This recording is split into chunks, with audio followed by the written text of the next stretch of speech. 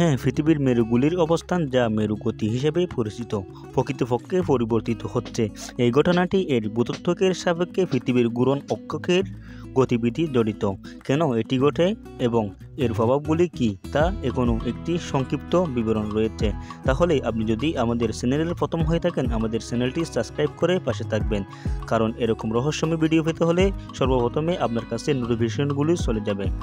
Glacial rebound, শেষ বরফ যুগের পরে বরফের চাদর গলানোর ফলে পৃথিবীর ভূত্বক ধীরে ধীরে রিবাউন্ড হয়। বরের এই পূর্ণ বন্টন পৃথিবীর ঘূর্ণনকে প্রভাবিত করে। বরফ গলানোর এবং জলবায়ু পরিবর্তন, মেরু বরফের সাম্প্রতিক দ্রুত গলন, বিশেষ করে গ্রিনল্যান্ড এবং অ্যান্টার্কটিকায় বরফকে পুনরায় বিতরণ করে এবং পৃথিবীর অক্ষকে পরিবর্তন করে।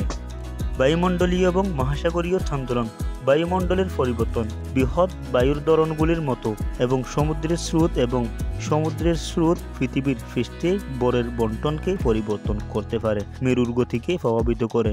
ভূমিকম্প এবং ভূতাত্ত্বিক কার্যকলাপ, উল্লেখযোগ্য ভূমিকম্প ঘটনা এবং আগ্নেয়গিরি ক্রিয়াকলাপ বিশেষ পরিমাপে বরকে স্থানান্তরিত করতে পারে।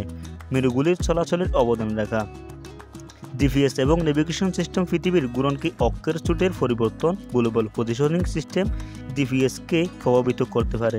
সঠিকতা নিশ্চিত করার জন্য সামঞ্জস্যের প্রয়োজন। পৃথিবীর মেরুগুলির গতিবিধি কিভাবে জিপিএস প্রযুক্তিকে প্রভাবিত করছে?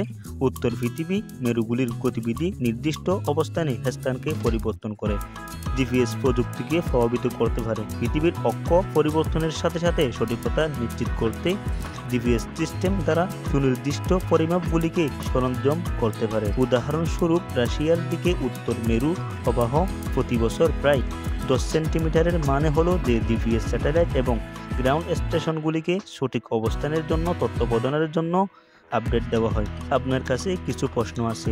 জলবায়ু পরিবর্তন, নেভিগেশন বা সমুদ্র পৃষ্ঠের মতো কোনো নির্দিষ্ট এলাকাকে কিভাবে মেরু গতি প্রভাবিত করে, সেই বিষয়ে আপনি কি আগ্রহী? Like, comment, share and subscribe more update videos.